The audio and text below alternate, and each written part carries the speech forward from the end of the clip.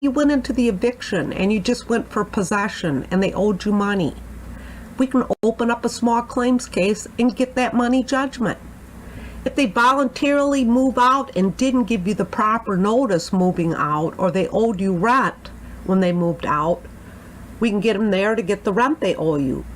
Damages above the deposit. We go into the rental, they damage it above the deposit.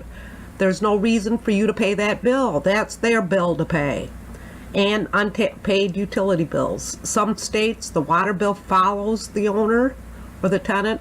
Sometimes it stays with the owner. I feel this is where the landlord profession collapses. And why I have this here is, here we are, we go there, we buy the property, we get the mortgage, we run it out, we do everything ready. And the minute that a tenant disrupts our program, that means moves out without notice or damaging our property, we collapse. Why is that? Because we go to the shortcut. I only want my place back. I don't care about the $3,000 they owe you. Oh, the damages above the deposit, I'm just glad they're out. Now, that's a good theory if you want to like tread water. But if you want to go forward in your business, you will say, listen, they damaged my property, they owe me rent, I'm going to small claims. The good thing about the small claims court is, in most states, if you're an LLC, you can represent yourself by putting in an entrance of appearance or an employee.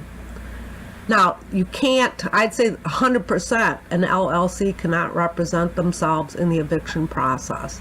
Small claims, you can represent yourself in most states. Now, here's a little bit of the small claims. Now, in Florida, it's the claim and the summons. It has to be served, these two documents, which later on in the presentation at the end, I will talk about the websites I have so you can find these people. But the claim and summons are going to have to be served.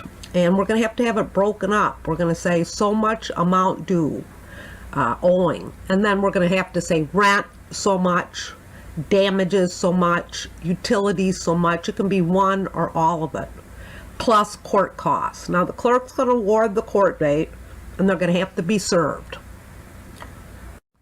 Now, at the court date, I like to get there 10 minutes early so I can get organized, get my paperwork, be ready, hear all the cases, because it's an education place. And if you're going for the rent owed, naturally the judge is going to have to see the rental agreement and the rent ledger. If it's damages above the deposit, they're going to have to see pictures and receipts of the damages and the itemized statement that you sent to the tenant when they moved out of where the initial deposit went. I know we think that's our money. No, it isn't. It's their money. And the judge is going to have to see where that went before they can award above it for added damages. And if it's utility bills, we're going to have to show the unpaid utility bills. Now, the complaint and summons has to be served by a marshal or sheriff or licensed process server. Now, remember, the eviction notices we can serve ourselves, but the eviction and small claims, we're going to have one of these two. I highly recommend getting a good licensed process server. They go beyond. They get the job done. One of my servers, Jim A., banging on the door, trying to get a complaint and summons served. All of a sudden, a lady next door stuck her head out the window. Went, Jim, is that you, Jim? And he looked over and he goes, she knew him. She says, if you want to find John Doe after work on Friday nights, he goes to LT's bar. That's where you can get him served. So what did Jim say? Bingo. He was there Friday night about 6:20, 4 bar stools down. There he got him served. These are a couple more of the tricks of the trade. Oh boy. Football games are coming. You look out, pizza! Open the door, papers are in there instead of a pizza, and the women. You look out, flowers, beautiful.